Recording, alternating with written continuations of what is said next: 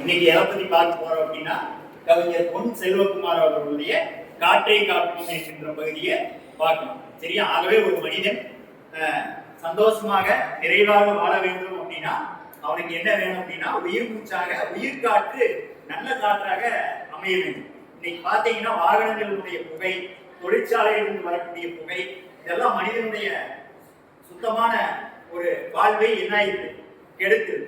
பஞ்சபூதங்கள் என்று சொல்லக்கூடிய நிலம், நீர், காற்று, ஆகாயம் என்கின்ற ஒரு நிகழ்வுகள் அனைத்தும் தூய்மையானதாக இருக்க வேண்டும்.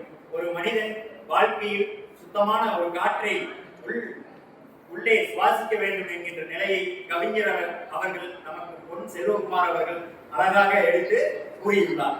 மனிதன் நிறைவாக வாழ வேண்டும் எனில் அற்புதமான உயிர்காற்றான சுவாச காற்றை சுலபமாக சுவாசிக்க வேண்டும் என்று கவிஞர் பொன் செல்வகுமார் அவர்கள் நமக்காக எடுத்து வைத்திருக்கிறார்.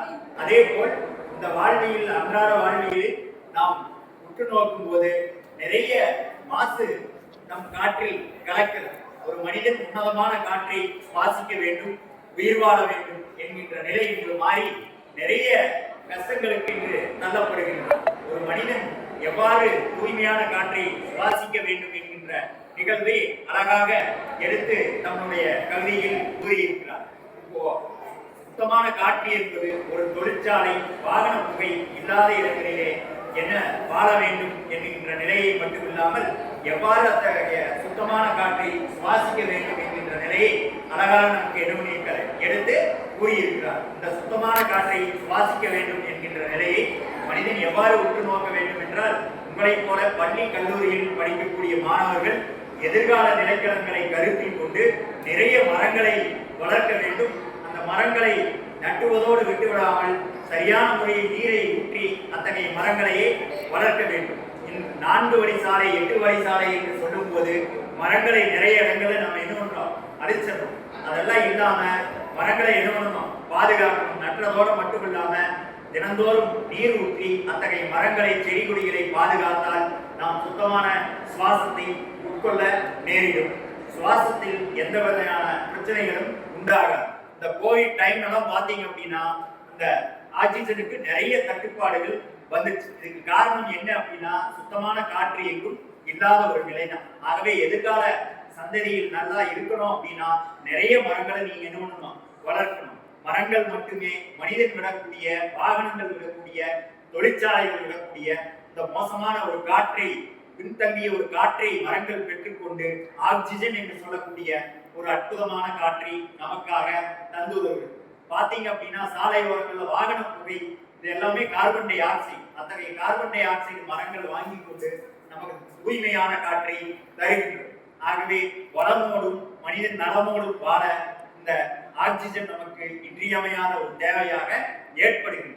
ஆகவே காலை நேரம் தொடங்கியிருந்து மாலை நேரம் வரும் வரை அந்த ஆக்சிஜனோடு இந்த கார்பன் டை ஆக்சைடு என்று சொல்லக்கூடிய ஒரு காற்றானது அதிகமாக கலக்கிறது. ஆகவே ஒரு மனிதன் சீரோடும் சிறப்போடும் சந்தோஷமாக நோய் நொடியின்றி வாழ ஆக்சிஜன் நமக்கு அத்தியாவசியமாகிறது. ஆகவே உணவு, உடை, இருப்பிடம் இதெல்லாம் எப்படி நம்ம மனிதனுக்கு அடிப்படை தேவையோ அதே மாதிரி ஆக்சிஜனும் நம்மளுக்கு என்னதான் அடிப்படை தேவைதான் அப்படிங்கிற ஒரு செய்தியை ரொம்ப அறிவியல் சார்ந்தும் ஒரு அற்புதமான ஒரு படைப்பாகவும் ஒரு சிறப்பான ஒரு கவிதையில் நமக்காக இந்த காற்றை காப்போம் அப்படிங்கிறத கவிஞர் பொன் செல்வகுமார் அவர்கள் சிறப்பாக எடுத்து வைத்திருக்கிறார். ஆகவே இன்றைய மாணவ சமுதாயத்துல நம்ம என்ன பண்ணணும், மரங்கள் நிறைய நட்டணும், நிறைய என்ன பண்ணணும், வளர்க்கணும், சீரோடும் சிறப்போடும் வாழ வேண்டும் என்கின்ற நிலையெல்லாம் எடுத்து சொல்லியிருக்காங்க. ஆகவே எப்படி உணவுப் பொருட்கள் கடையில போய் நம்ம என்ன பண்ணணும், பெறோமோ அதே மாதிரி இந்த காற்றையும் இன்னும் பல ஆண்டுகள் கழித்து நம்ம கடையில போய் விலை கொடுத்து வாங்கக்கூடிய ஒரு சூழ்நிலை ஏற்பட்டால் அது மிகையாகாது அப்படிங்கிற ஒரு உணர்வையும் நமக்கு என்ன பண்ணியிருக்காரு, ஏற்படுத்தியிருக்காரு. அந்த வகையில இந்த காற்றை நாம் அனுதினமும் என்ன பண்ணிக்கிறோம், சுவாசிக்கிறதோடு நிறுத்தாம அந்த காற்றினுடைய அவசியத்தை நாம் என்ன பண்ண வேண்டும், உணர்ந்து கொள்ள வேண்டும். எல்லா மரங்களையும் வெட்டினாலும் அந்த காற்றானது நமக்கு எங்கிருந்து கிடைக்குமோ அப்படிங்கிறத நம்ம என்ன பண்ணணும், ஆராய்ச்சி செஞ்சு அந்த உண்மையை என்ன பண்ணிக்கணும், தெரிஞ்சுக்கணும். இப்ப பாத்தீங்க அப்படின்னா ஒரு கிராமத்துல ஒரு மிகப்பெரிய ஒரு காடு இருக்குது. அந்த காட்டை வெட்டுறதுக்காக ஒரு மனிதன் போறான். அப்படி போகும்போது அந்த இடத்துல ஒரு குடிசை போடுறான், ஒரு மரத்தை வெட்டி அந்த குடிசை போட்டு தினந்தோறும் மரங்களை வெட்டி கொண்டே வர்றான். வெட்டி கொண்டே வரும்போது கடைசியில அவன் அந்த குடிசைக்குள்ள போய் பார்க்கும்போது அங்க இருக்கக்கூடிய குருவி இனங்கள் எல்லாமே அந்த கூடுகள் இல்லாம அவன் போட்ட குடிசைக்குள்ள இருக்கு. இதுல இருந்து நம்ம என்ன தெரிஞ்சுக்கணும் அப்படின்னா, ஒரு வாழ்வியல ஒரு உயிர் சம்பந்தமான பொருளை வெட்டோம் அப்படின்னா அந்த உயிர் எங்க போகும் அப்படிங்கிறது நமக்கு என்ன ஆகாது, தெரியாது. அதே போலதான் இந்த காற்று மனிதனுக்கு பேர் அவசியமானது. மனிதன் வளமோடு வாழ வேண்டும் அப்படின்னா சுத்தமான காற்றை சுவாசிக்க வேண்டும் அப்படிங்கிறத ஒரு உன்னதமான ஒரு உண்மையை நமக்காக இந்த கவிஞர் பொன் செல்வகுமார் காற்றை காக்கும் அப்படிங்கிற கவிதையில ரொம்ப சிறப்பா அழகாக எடுத்துரைக்கிறார். இதை மாணவர்கள் புரிந்து கொண்டு சிறப்பான காற்றின் அவசியத்தை உணர வேண்டும். நன்றி, வணக்கம்.